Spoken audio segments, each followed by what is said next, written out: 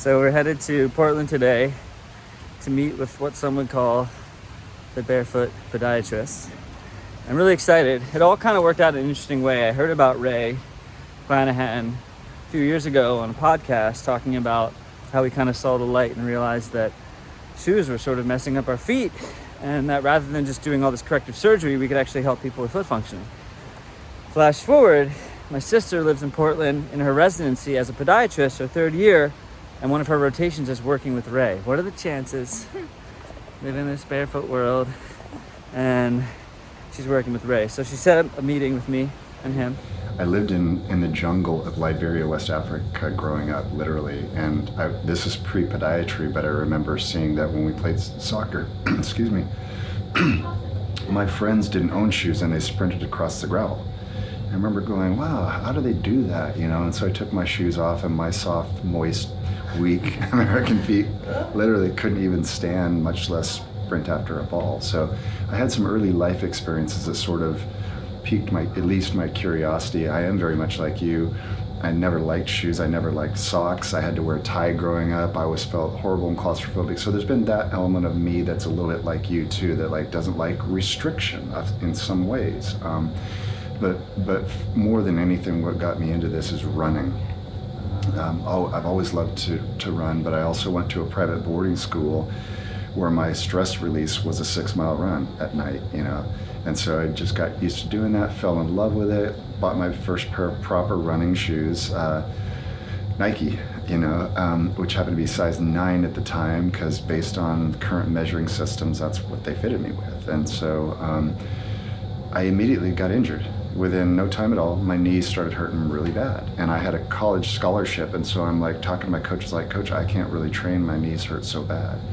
Well, long story short, I did end up going off to college, and I had injury after injury, like so many people do. I mean, this story is so foundationally similar to so many other people who found what we found. In fact, a lot of them found it by necessity. They're searching.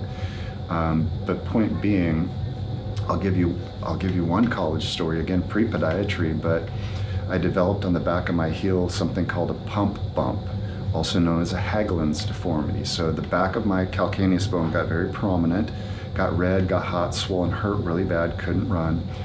And back in the day, I was eating Advil like crazy, and that didn't help, and icing, and getting the ultrasound, and all these therapies, and nothing was helping, and I couldn't run. And so the orthopedic doctor started giving me cortisone shots, and it didn't help. And so after the second one, he said, well, we're going to do an operation on your heel. We're going to cut your heel bone off and reattach your Achilles tendon, and your dad and sister have done a ton of that. I've done a ton of that now, but point being, I didn't want to have that. And so I redshirted, and I'll never forget, I had all my running shoes set up in the closet with toes pointing outward, and I happened to notice that in the back part of every shoe, the soft material here in the heel counter was worn down to the plastic. Oh, yeah. And I saw that in all of my right shoes, and I pulled out one of the shoes, put it on my foot, and sure enough, the plastic was rubbing on the back of my heel. And so again, pre-podiatry, but I remember being dumbfounded at how the doctor didn't look at my shoes. Didn't have any assumption that my shoe had anything to do with it, but I realizing later my shoe caused it, So I cut a hole in the back of my shoe. I was running shortly because there's no pressure. Then I still kept getting injured. I tried to go to the Olympic trials after school, and so I kept training very hard, and kept slowly improving, and then having a setback, slowly improving. Never did quite achieve my goals, but point being, always wanted to help my own problems, and also always wanted to help figure out why other runners have to take big chunks of time off and doing all these ineffective treatments that I did. So podiatry seemed like a logical choice. One of my running buddies had a clinic. He's like, come see my clinic. And I was a school teacher at the time. And I'm like, wow, this is really cool. So I went back to school out in Philadelphia. I guess you're from Pennsylvania? Yeah. Yeah, so I studied at what used to be Pennsylvania College of Podiatric Medicine's Temple, now Temple University School of Podiatric Medicine. Finished there in '95, came out here to Portland and did the residency your sister's doing, which at the time was 2 years, now it's 3. And probably the fundamental thing that got me going down this path, though, is I had bunions on both of my feet with my second toe sitting on top of them. So I had hammer toe and bunions and lots of pain. And I'm working with the same people at the hospital that your sister is currently being trained under, and we're operating on a lot of people like me every day. And part of the operation that, you know, if you talk to your dad or your sister, a bunionectomy at least is cutting one of the muscles off of your toe. And I remember doing that about 10 times a week and thinking, wow, I wonder if we can stretch this muscle, you know? And so I started talking to physical therapists. But then I read the work of Dr. William Rossi, a podiatrist. It's on my website if you haven't come across it. He changed my mind in one evening. I read his article, Why Shoes Make Normal Gait Impossible. The next day I came here, I shut off the treadmill, I shut down the slow motion camera, I started talking to people about the characteristics in their footwear that Dr. Rossi taught me were problematic. And I didn't learn this in podiatry school, and I didn't learn this in residency. So it was a very interesting time because I was also working for an orthotics lab, and I was gathering all my surgical numbers so I could get board certified and so forth. But literally, I walked away from that approach for the most part, except for the people that truly do need it. And I started experimenting with my own body. So I started taking these little single silicone splints and putting them between my toes and going barefoot more often, and my toes started shifting. Again, I was told that could never happen. I was told what I had is genetic. And running is hard on our body, that's why it hurts. It's supposed to hurt. Take your pills and keep running, and, you know, try these orthotics, which I did, and they hurt my back a lot, and they may have helped my knees and feet, but I started having these massive back problems. Anyway, long story short, I read Dr. Rossi, I retired from my orthotic lab position, I retired from the hospital, and I went back to essentially teaching again, you know, with a medical degree. And so that's still what I do today. Fortunately today, it's less me just pointing back to this one smart doctor. Now I can pull out all kinds of literature, and we can speak intelligently to podiatrists, physical therapists, chiropractors, naturopaths, etc. Whereas 20 years ago, there wasn't a lot known. It was mostly guys like you and I talking about our personal favorable experience, and then, you know, going around the world and meeting people who had never worn shoes who have healthy feet. And that's another thing I share with all of my patients who come in, and they're curious about why are there cultures that don't have bunions and hammer toes and so forth. And I've been to many of them now. You know, I grew up in Africa, I've been to South America, I've been out in the middle of nowhere in Asia. And if those folks don't wear our conventional footwear, they have a different subset of foot problems. They have infectious foot problems, they have traumatic foot problems. They don't have cumulative musculoskeletal deformities that then get blamed on genetics and have an operation for. So long story short, for the longest time, we were very unpopular, and still in certain circles we are, particularly with some mainstream podiatrists who don't see footwear in a negative light. They think footwear is good, and lots of cushioning is good, and arch support is good, and put an orthotic in and it's better.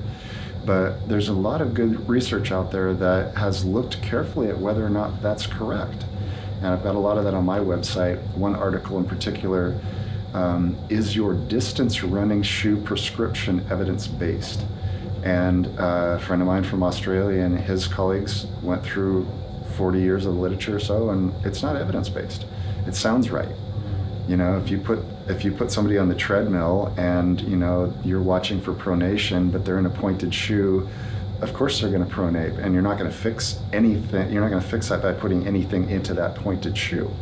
So it's multifactorial. It's in the shoe stores. It's in the medical training experience. It's in the cultural collective, which is for fashion. And that was a hard pill for me to swallow too when I started visiting shoe companies and speaking to the shoe companies, particularly the designers, and have them tell me that their emphasis is not making sure the footwear is healthy, it's making sure that people want to buy it. And it's got the latest this and that. And it's interesting because my mentor, Dr. Rossi, who I told you about before, retired from podiatry and studied sociology and wrote a bunch of books, because he couldn't figure out how he could meet with a young healthy person who was musculoskeletally sound wearing bad footwear, and he knew what was going to happen to them. But if they weren't hurt, they would shoo him away and ignore his advice.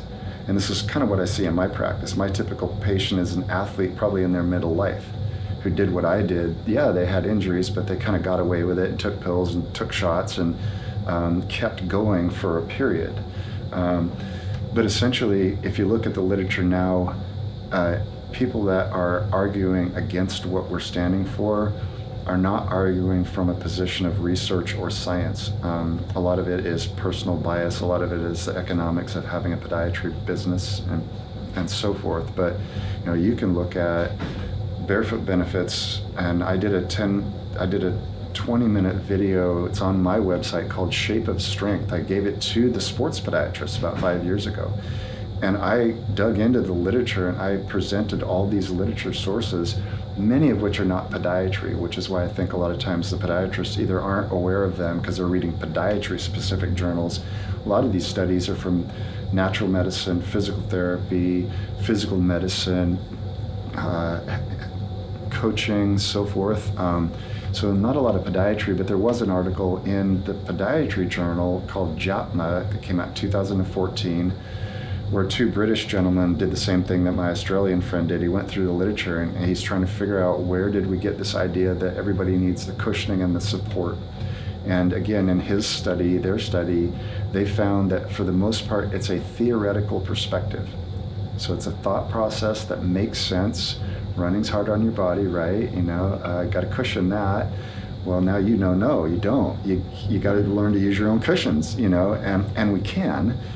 And for a lot of us, it's going to take a long time. It took me a long time. It took me a couple of years before I could get comfortable, even in Vibram 5 fingers, for running, because my toe tendons were so tight up on top that my fat pad was up here. And so I literally, for a long time, was running on my fifth metatarsal, getting a big callus. Well, eventually, as I stretched it, wore some met pads, got my toes spread out, I run barefoot frequently, especially this time of year. If it's a day like today, you'll probably see me in my neighborhood tonight. Not huge, not doing a marathon like you, but I feel like it wakes my body up. I feel like it puts me in tune with my best gait, unlike anything else that I've experienced. So whereas I don't do all of my running barefoot, I feel like when I do some of it barefoot, my running in shoes is even better.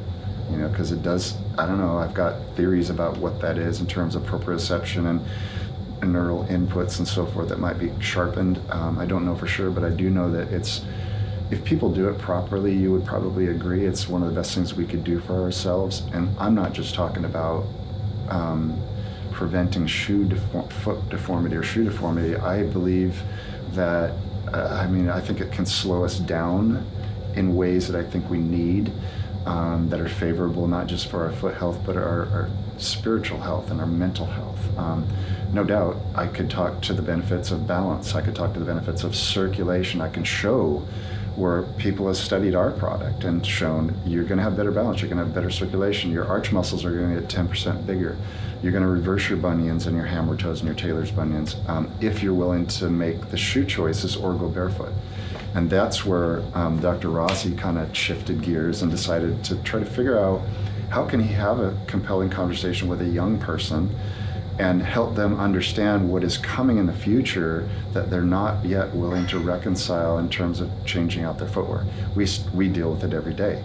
And I don't tell people what to wear, although we do screen our athletes in particular, because I'm pretty confident I can't get an athlete functioning at their highest level if they're training in conventional footwear. However, a big obstacle is we deal with a lot of professional athletes that are being paid by big companies that, and I tell them these things too, and many of them are quite surprised when I tell them that their sponsored footwear isn't good for their feet and it's not performance footwear. And most of them are quite shocked and they start asking better questions and deeper questions and things like, well, I'm making this money and I just got the gold medal and I'm one of the best in the world. Shouldn't I have the best shoes in the world? And I agree with them. And I tell them, I go talk to your designers about your shoes and I tell them, you'll run better. You'll have less injuries. They'll end up in my office less. But then the designer says to me, but nobody wants to wear a shoe shaped like this, you know. That's a Vibram? This one's a Vivo. Oh, Vivo. Yeah, Vivo Barefoot out of Vivo, out of Britain. And to their point, there is a subset of people. In fact, most young females are very fashion oriented. They don't want to wear something that looks like a clown or a duck or whatever. But at the same time, if we can get them to make even small changes, it'll benefit them. And here's a very interesting thing that's worth mentioning. And let me know if we run out of time or whatever. It's more for your time. Yeah. Thank you, appreciate that. When we get them going barefoot in their home a little bit more, when we actually get them sensing textures outside in a controlled environment, when we teach them how to spread their toes, strengthen their arches, get them to feel footwear that glues them into the ground, none of them, thank you. Do you want us to lock up or anything? No, that's okay. Yeah. Thanks, Andrew. Yeah. Once they start feeling these things, they come in for their follow-up appointment and they say, yeah, my toes are getting straighter, my feet are getting stronger, I feel better, but I tried to wear my old shoes. And I didn't anticipate this. Dr. Rossi didn't teach me this would happen, but it is a universal. Nearly everybody will come in and they'll tell me and my medical assistant, I can't wear my old shoes anymore. And I hear it so often, I joke with them. I say, well, my job's done, just listen to your body. But I realize it's not that simple. I frequently tell ladies that one of the most difficult things in America is to look culturally appropriate, fashionable, and attractive, and also have healthy feet. It's like they almost don't jive, they almost completely collide, which is why I do sports medicine. You know, some people don't care about running marathons until they're 90. Some people do really just want to get out of pain and look good. And for that person, traditional podiatry is a good fit for them, you know. But I meet a lot of people like me, can't figure out why they're chronically hurt, can't figure out why the treatments that they've tried aren't getting them better, can't figure out why their orthotic that was custom prescribed is not comfortable, or worse yet, hurts them. So yeah, these are kind of some of the reasons why I got to where I'm at right now, and I love it, you know. It's very unlike the way I used to practice. I used to have 35 people a day probably, and spending very little time. Here's where it hurts, here's your treatment, here's your prescription. But as I shared earlier, this is kind of more along the lines of just educating people to think about how their body works. And the struggle there oftentimes is it's brand new information to a lot of them, and a lot of them have already thoroughly been educated in a different way of looking at it, like by the shoe store, by a traditional podiatrist, or they read online something or whatever. So we spend a lot of time, because not only do we need to adequately teach what is oftentimes brand new, we also have to reconcile how does that person start implementing into their life something that's entirely different from what they previously were taught to do. And so we write everything down. We've got a ton of videos. We answer all the questions. We encourage them to come in. In fact, you can come in and be educated without being a patient. You don't have to buy anything. You don't have to have an appointment. You can just come here and say, what can you teach me? You know, I heard something about spreading toes or strengthening feet or whatever. And but again, Joshua, the cool thing is once people feel this, it's like, I don't think you're going to be wearing pointed shoes in a year. You know? That would be shocked. Life would take a weird turn. Yeah. Wearing heels. Yeah, which brings up another interesting story. I got really healthy in rehab, and my toes were working fine, and my bunions were going away, and then I bought a pair of dress shoes to go to a wedding. And it wasn't much of a heel, and the toe box was a little rounder, but within an hour or so, my old familiar back pain started coming back. And these are the kind of stories people tell me every day. It's like, oh, I used to have all these shoes, they didn't really hurt me, and now I wear them and they hurt me. So I like I say, I joke with them, my job's done, but I try to encourage them to actually celebrate that, you know, because their body is actually communicating properly with their nervous system. And I can't imagine why we would want to live any differently than our best existence, you know. Yeah, it's amazing. I resonate with all of that, for sure. And to me, it was just a natural thing that made sense. And then I started like seeing that other people agreed and research and get like deeper into it. But something in my body, just being someone that's aware of what I feel, my feet were like, I don't like this, you know. And And I think if people are willing to just tune into that sensation, recognize there is another way. Mm-hmm. I'm curious, I put on a pair of boots for the first time in 2 years. I hadn't actually worn any shoes. All I have are my little zero thin sandals, really. And I only did it because my partner, she's really into snowboarding, and I wanted to try something with her. But I didn't want to get snowboarding or whatever, so I found these things called snow feet, and they're like, they clip onto your boot, like they're one size fits all, and they're like about this long. It's like, they're like ski skates. Hmm. I took out the padding from my old boots and I put my feet in, and I was like, sorry guys, like this could be weird. But what I noticed is, like, I think in the past I was wearing my shoes, and now it's like my shoes were wearing me in a weird way. Like, I felt, even though it was uncomfortable and I only could do it for like an hour and a half or so, and my butt kicked, fell a lot, I found that I still felt much more solid within them. Like, they were gripping to the shoe, which seemed like a paradigm shift of just like put the shoe on and let the shoe do all the work. Yeah, absolutely. About several months back, I went down to Austin, Texas to go to, it might have been the running event or some seminar. And being Texas, they had loaner cowboy boots in the hotel. And I was there with my wholesale director, and we were joking around. I'm like, I'm gonna go try a pair of those cowboy boots on, and dude, it's like pointed and heel, and so we went to dinner and we danced a little bit and ran around town. I don't know, 3 hours maybe less. I had the most sore shins for 5 days from just like a couple of hours, you know. And so these are the stories we hear about every day, and it's like, and it's profound, you know. Yeah, it seems.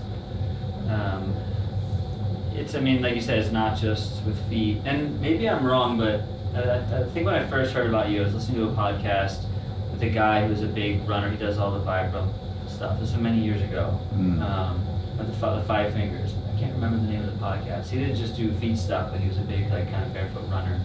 Mark Cucuzella? Do you remember the name of the podcast? Oh, he's on a bunch. He's on Trail Nation. He does probably more podcasts than anybody I know. He wrote a book called Run for Your Life.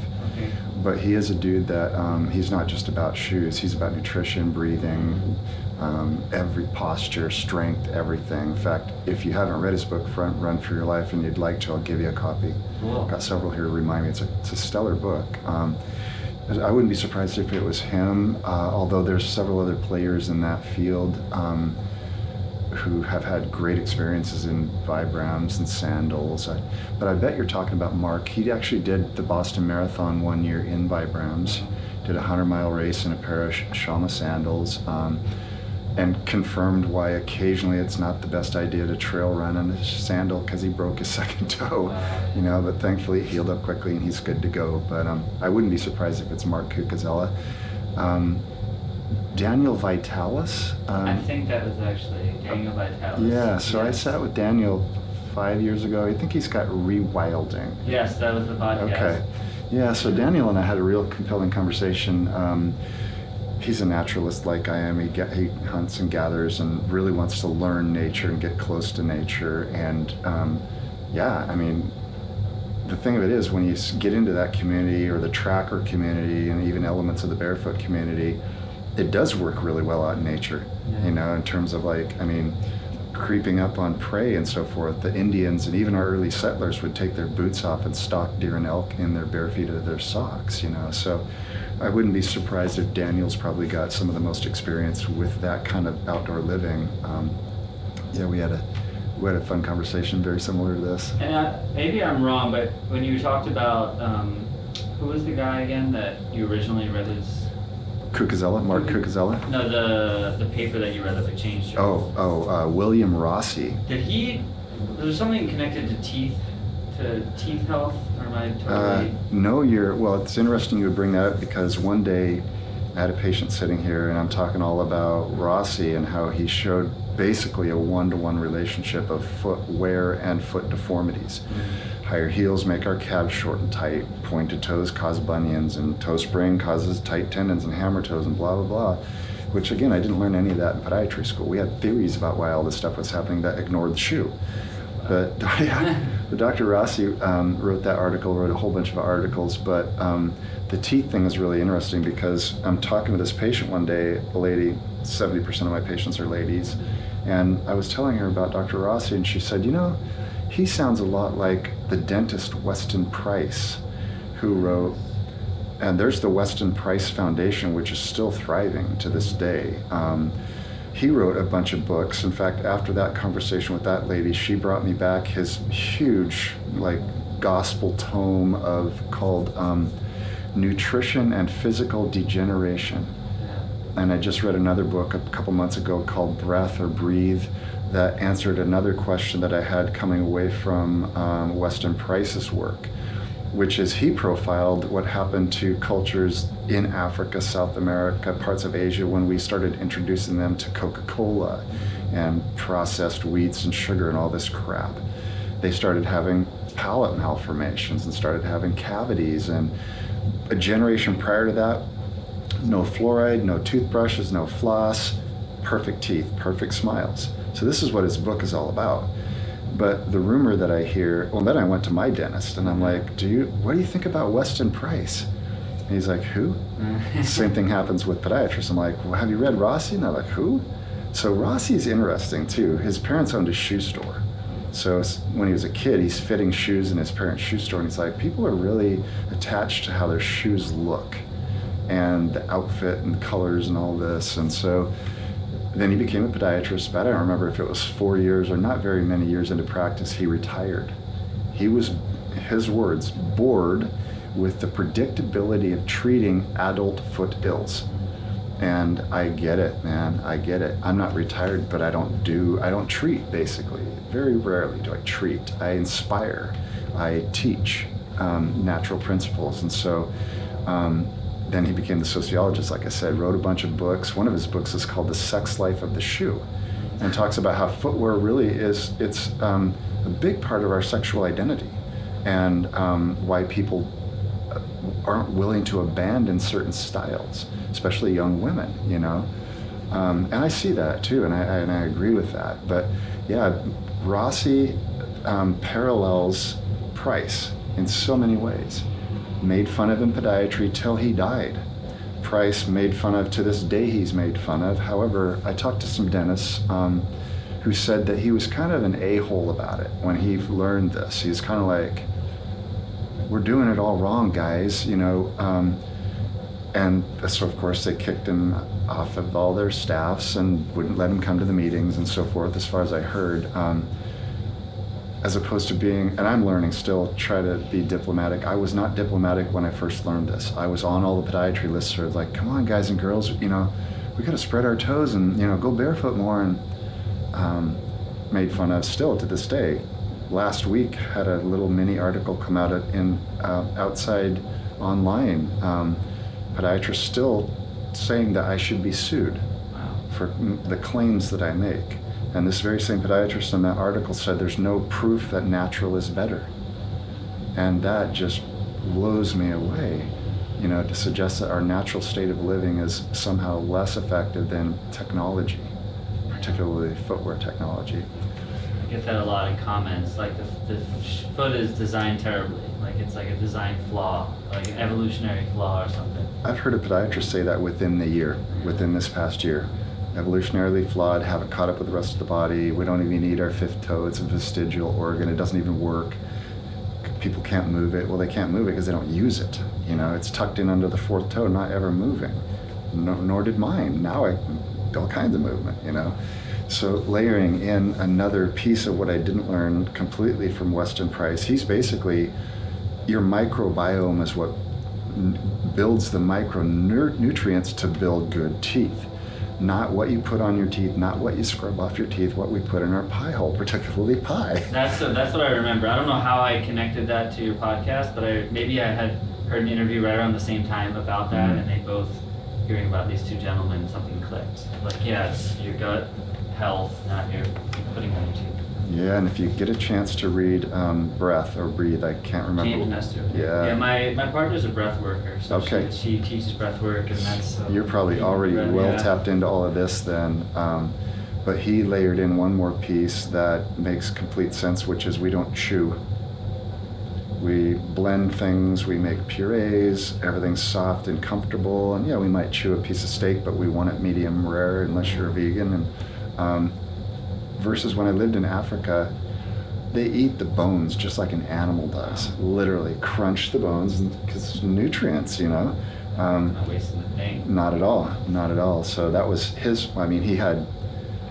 His research is impeccable. They went into the catacombs under Paris, France, where there's like 40,000 skulls, and they took the chronology of them and looked at our diet and when people stopped chewing, and the changes in our face and our sinuses are profound. But it's more about like how bad mouth breathing is for us. You know, and my dentist did tell me that a long time ago. He's an Asian guy. He's like, no, you breathe through your nose, you eat through your mouth, you know. But yeah, Nestor covers it very, very well. Plus it's a fun read too. It's like just an interesting book. Cool. Yeah. I've skimmed a little bit, but she just is always telling me little things about breath. It makes again, it's the same thing. Like the more you get to know your body, the feet to me are the foundation of the body. So that was a start. But I actually haven't been to a dentist in about 20 years. Good for you. And I just I've done a lot of experiments on my head. For 3 years I didn't brush my teeth, and I've gone back to more natural stuff, but it's the same thing of learning about fasting and just when it starts to open up. And to your point, there are a lot of people like my dad, he's a great doctor and he's very loved in what he does, and also this is how it's done, and to be challenged in that, you have to be willing to what else could be wrong. I think that's scary for a lot of people because they have to be willing to maybe change their, like you said, that financially and all these things suddenly change. So it's easier just to kind of stay in the line for a lot of people. But when you experience it for yourself, it's undeniable. It's like, well, I could never go back to wearing the kind of shoes that I wore. It just would never make any sense. Nor could I either after my one wedding episode over a couple of hours. Another interesting phenomenon that I think I observe is when I go to the sports podiatry meetings, there's not very many podiatrists post age 40 that are running still.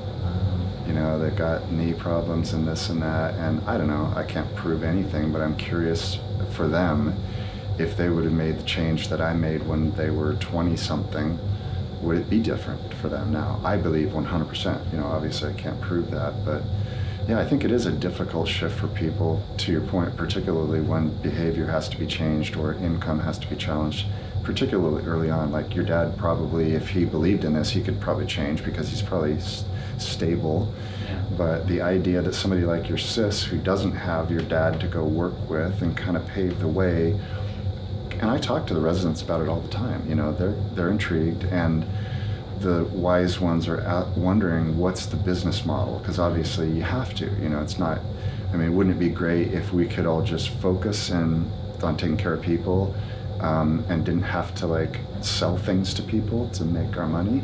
And this is the part I appreciated about my conversation with Daniel Vitalis, is we touched on that very thing. It's how do we get out of this place where we have to do things in medicine to get reimbursed to pay our bills? And I don't know. I'm not sure socialized medicine is the way either, but your sister being a good surgeon who may want to continue doing surgery would have a very difficult time, if not an impossible time, if she went out next year and told all of her patients that she is going to teach them how to strengthen their feet. She's going to attract some people, and I'll encourage her to do that. But I don't think early on that probably it would work for her, you know, which is where I think if she can just learn the concepts and perhaps meld it into what she's doing now. But I also gave her some shoes. If I didn't, I'm going to give them to her next time. I gave her some toe separators, and I want her to feel it. Because listening to me is nowhere near as profound as what we've experienced. And that's why getting it on people's feet, or getting the shoes off of people's feet, I think is the first step, or the first scratching of the awareness, oh. And then if they don't overdo it. So I'm friends with most of the Barefoot people who've written all the books and so forth, and I hang out with them and run barefoot with them, and I've learned a ton from them over the years. And they all told me early on, every single one of them, a ton of people in your practice are going to get hurt, Ray, because they're going to do this too suddenly. Like Michael and Jessica Sandler, who wrote Barefoot Walking and Barefoot Running, talk about 200 yards the first day, you know, but how many people, they're out there, it's a nice day, especially at the beach, and they're like, wow, this feels really good. Next thing you know, at 3, 4, 5 miles and skin's hurting, and Now they've got an injury, not because barefooting is bad, but because obviously they superseded their body's ability to adapt. Happens every year around here. Start to get this weather, people have not been very active, go to the beach, walk barefoot or walk in a flip-flop twice as far as they've walked all winter and end up there with a sore arch or something, sore heel. And I used to tell them, well, of course, never go barefoot, never wear unsupportive shoes. But I realize now it's not at all about that. Nor was the Vibram five-finger lawsuit about Vibram not fulfilling their promises. The science was not there at the time. It's robust now. 7 studies that I could give you a copy of right now where they either MRI'd or they ultrasounded the arch muscles after either going barefoot or wearing a minimal shoe. So it's irrefutable. There's even a podiatric study. A colleague of mine, Nick Campitelli, did an ultrasound study. So it's irrefutable, but it's so difficult to challenge ourselves, like you just said, that even though the literature's there, for instance, the guy that was the counterpoint in the Outside Online magazine said, there's no research to substantiate this. Well, that's not true. There's a lot of research to substantiate this. He probably wouldn't read it, and if he did, then there would be such a dilemma with what to do with the information if he chose to believe it. You know, so I've discovered, maybe you would agree in my life, this is just one element of humanity where, you know, we probably should second guess ourselves and ask, what are we believing and doing right now that we were as adamant about our shoes 20 years ago, and now we know better? You know, it's like, so it's been a humble and fulfilling journey, you know, to be on. I enjoyed being a surgeon. I like fixing stuff. And so we need people like your dad and your sister, you know, but I'm also just as eager to prevent stuff, you know, and that's where I think the value of this work is in keeping people from making decades worth of bad decisions and expecting a Western medical miracle, you know. So I appreciate you letting me share this with you. Of course. And I'd love to know just a little bit about the correct. Yeah. So, Work. thanks. Yeah. So I read Dr. Rossi, and I was stunned. I mean, I didn't hardly sleep that night because I didn't hear word one about it. You know, everything was genetic, biomechanics, 10,000 steps a day is so hard on our body, blah blah blah. Feet are evolutionary flawed. All the things we've covered. Well, I read Rossi, and I couldn't not acknowledge the real truth that I had just encountered. So I decided I wasn't going to have a bunionectomy on my foot. As I shared, I retired from hospital staff, so I stopped doing all those big operations. And I decided to just start spacing out my own toes with single spacers. My feet started changing, I started feeling better. The problem was, when I'd run and my feet would perspire, they wouldn't stay in place. This is pre-toe sock, so they'd be moving all over. I'd have to stop on my run and like shift it back in place. And I'm out on a mountain bike ride in the gorge with some buddies, one of whom is a designer of orthopedic soft goods, and he wants me to work on some arch support projects with him made out of silicone, and I'm kind of trying to encourage him to understand that I'm actually moving away from that side of the industry. But I agreed, we'll test some prototypes and we'll experiment together. And I said at the same time, I'd like to see if you can help me build this project that I've got in mind. I want 4 pieces to separate the toes, but I want to make them adjustable. So we did, and we made early prototypes. They were too stiff. We made them wrong. I ruptured a collateral ligament in my 4th toe because I overstretched my toes. So I learned a lot of things making mistakes, but ultimately we got to the right durometer. We realized we didn't need to spread these toes. They're pretty much in line in the sagittal plane or in the transverse plane. It was these that needed to get kicked out. So as you can see, it's got adjustable, you know, cavities here. You can put more material into there. So it's medical grade silicone. We've got 4 sizes. We can do all kinds of modifications to it to make it fit different kinds of feet. You know, like if it's not going far enough back on people's feet, we can cut the silicone back. If it is a little too stiff going over like a hammer toe, we can make a little hole and make it more flexible. If you got a webbed toe, we can cut out one of these pylons altogether. So if you look at Correcto's packaging, it's a a big fold out that talks about the different sizes, how to get used to it, what it's supposed to do for you, how to modify it for individual feet. And I'm happy to give you a pair, not like you need them, but if you want to experience it. Okay, yeah, sure. awesome. Yeah, that'd be awesome. Yeah, so you're probably a medium, and you're probably going to be either, well, you're have a choice of a clear blue or a purple. Cool. Well, maybe because I've got these purple pants. You bet. Don't Yeah, I definitely do. I notice like even my toe here kind of Yep. is like in still, and I can stretch them far, Yep. but I like when I'm just kind of resting, they still So you're- have some work to do. Yeah, you're probably going to be like me. The toe will keep unfurling, and it will actually end up going out and getting straight. But if you're like me and everybody else, your toenail is always going to be on the outside of your toe. Oh, yeah. So if I didn't have toe socks on, my toenail's actually right over here. Just because, yeah. Too many years tucked in under, and the skin changed actually. Yeah, Those are and, healthy feet, man. and it's interesting because according to my dad, I'm still flat-footed. And again, I don't know much about it, but to me, the arch is dynamic. So I get asked this a lot. People are like, what if I'm flat-footed? Can I be barefoot? And of course, like, according to my podiatrist, I still have flat feet, and I still can run and do all these things. And from what my sister said is that that's kind of how they label people, like collapsed arch or flat feet or raised arch, and that's just kind of Yeah. who you are, and that's. Yeah, that's how they label people, but they've also done several studies. They did a military study where they on purpose did that backwards. They took the collapsed arch and put it into a very flexible neutral shoe with no control. Then they took the high arch foot and put it in a super controlling shoe that might be appropriate for flat feet. So two things I always say to people that ask me that, those are good questions. Number one is we can strengthen the intrinsic arch muscles to get stronger and shorter and lift the arch. There is no question this is happening. We've got tons of testimonials. We've got video and picture testimonials. We've got x-ray testimonial. And there's no benefit in lying about this, and these aren't even people we largely know. So when we define flat feet, there's many different kinds. And each one of them does need different considerations, and that's true. There's the 50-year-old lady that's carried too much weight on her body. She's not healthy. She'll get an acquired flat foot. She'll rupture her tibialis posterior tendon and her arch will go flat overnight. Your dad and your sister are going to take her to the hospital and sew that together. That's a certain that's acquired adult flat foot deformity. Certain kids are born with two bones growing together in the back of their arch, and their perineal muscles on the outside make their foot go flat, perineal spastic flat foot. That doesn't get better with barefooting and minimalism.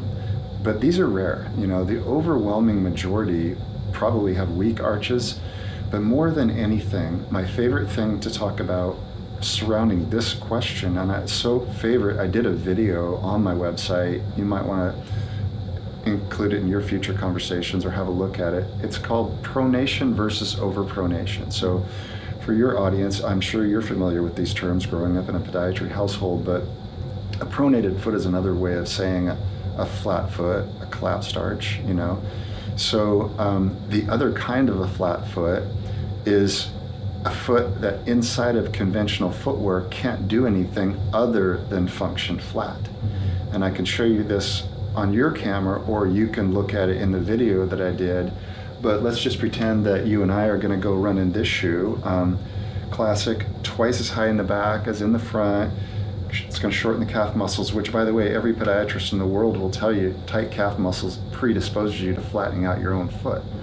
But they don't talk about getting off of the higher heels. They're like, wonder what the best calf stretch is. And I sit on the panels at the meetings and I say, well, that's important, but why is everybody getting short calf muscles? So second thing is, if your big toe is on an angle like this, you can't control your own pronation. You're going to keep pronated right into propulsion. And then you set up this gait pattern that your brain is familiar with, and it's hard to break. So I just did it this afternoon, and one of the patients I had, she thought she was flat-footed. And so I had her stand up, and I had her pronate the foot she thought was flat.